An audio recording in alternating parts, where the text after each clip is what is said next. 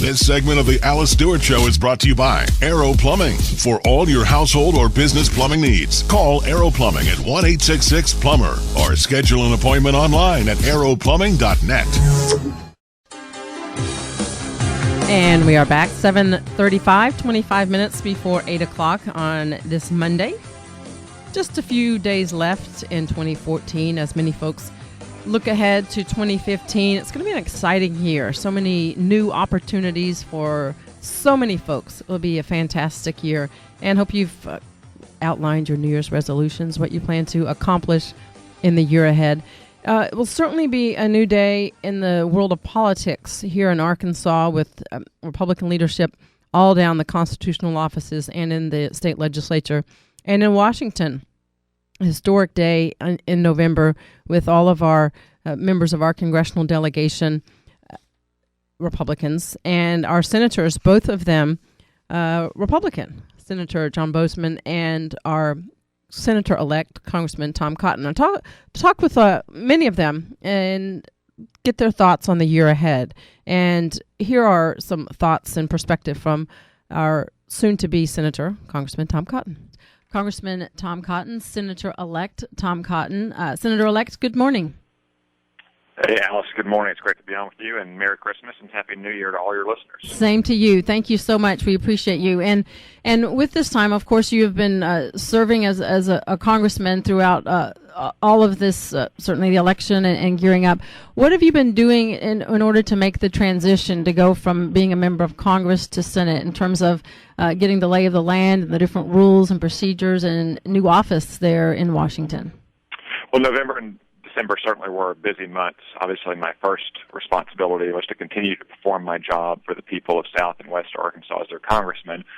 But also, I was working to transition into the Senate. We had an orientation for all 12 new Republican senators, which is a near record number of new Republican senators, in the week before Thanksgiving, and we had a little bit more orientation in the early days of December, getting a chance to know each other, to know our future Senate colleagues, and to work on hiring staff. I'm fortunate that I have a great team in Washington and Arkansas, both to help the people of Arkansas, and most of those folks will be joining me in the Senate as well.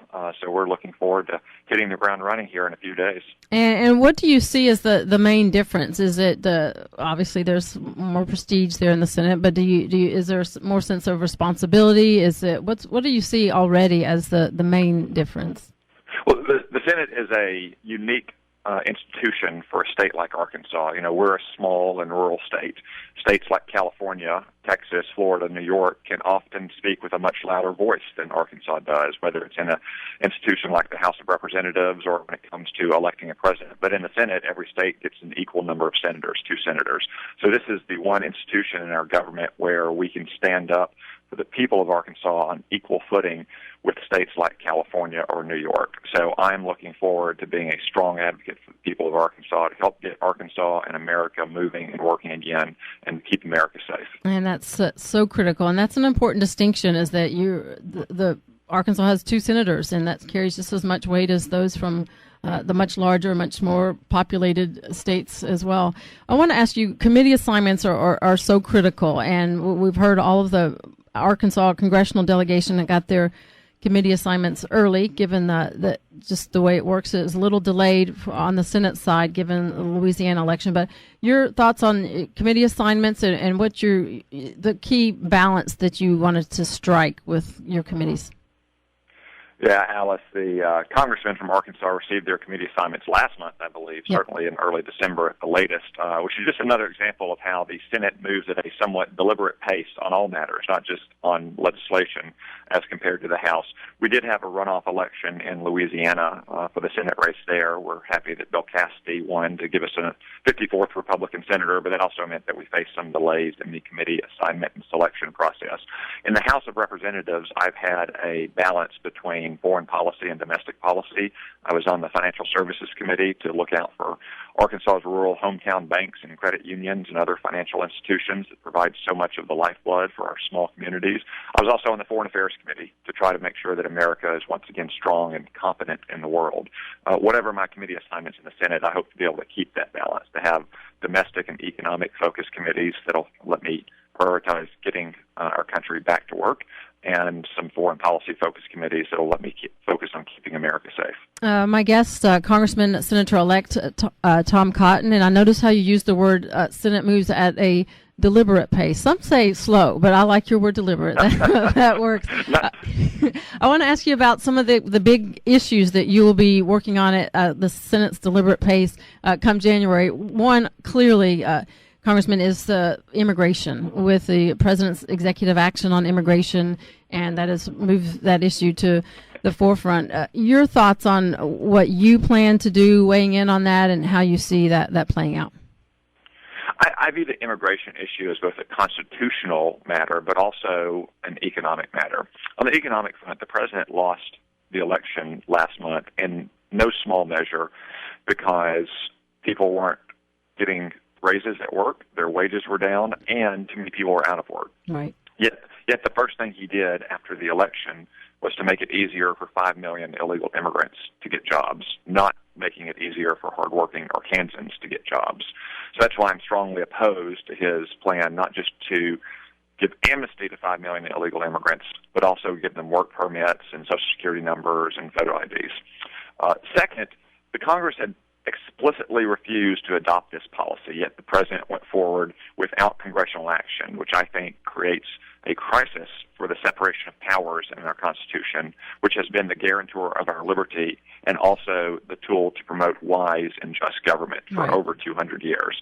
So when the spending bill for the Department of Homeland Security expires in February, and which is the agency that will implement the president's actions, I think that we have to take a stand, and we have to stop the president from using hardworking taxpayers' money to implement an unlawful action that also makes it harder for Arkansans and all Americans to get jobs and see rising wages. Well, and the bad thing is there's talk and news reports indicating that regardless of what Republicans do, the wheels are already in motion. The paperwork's already been ordered, and people are already being hired, unfortunately, to go ahead and carry that out regardless. Do you see what options are on the table? Of course, Congress controls the purse strings. Do you see actually being able to do something to stop this? I'm certainly going to do everything in my power to stop the president's unconstitutional and unwise action from going forward, because we need to focus on Americans getting jobs, not illegal immigrants getting jobs. Moreover, if you look at Obamacare and the Obamacare website, I do think we can take a little bit of faith in the fact that this president and his administration does not exactly implement programs very well.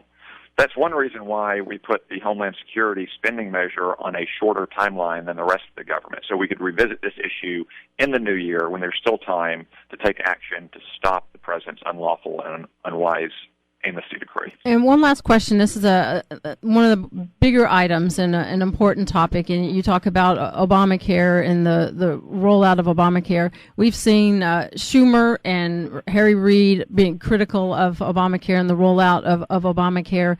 When you have solid, hardcore Democrats being critical of it and distancing themselves from the president on Obamacare, what do you see happening with Obamacare when you are in the Senate and beginning of the year? Well, we're certainly going to do everything we can to stop the immediate harms of Obamacare. I'm already hearing from more Arkansans who are losing their Medicare Advantage plans, who are seeing their premiums increase by double digits, who are feeling the pain of this law every single day. And the president has taken a lot of actions through administrative measures that we would like to pass into law. We would like to return the work week to 40 hours, which Obamacare reduced to 30 hours. We would like to stop people from having to pay a tax in April because they couldn't afford an Obamacare plan, to stop businesses from having to pay a tax because they couldn't afford to pay for an Obamacare plan for their employees. So we're going to focus on the measures that are causing the most immediate harm. I also expect that we'll have a vote to repeal Obamacare, to once again put the Democrats on the record, including Democrats like Chuck Schumer, who are now singing a different tune, that they continue to stand by this atrocious law. Because it's going to take ultimately a Republican president to repeal the law, we want to make sure, though, that the American people remember that it's Democrats like Barack Obama and Harry Reid and Chuck Schumer who are responsible for it. And Congressman, soon-to-be Senator Tom Cotton on looking ahead to the new session in Congress in Washington. This segment of the Alice Stewart Show brought to you by Aero Plumbing. For all of your household or business plumbing needs, call Aero Plumbing at 1-866-PLUMBER, or you can schedule an appointment online at aeroplumbing.net.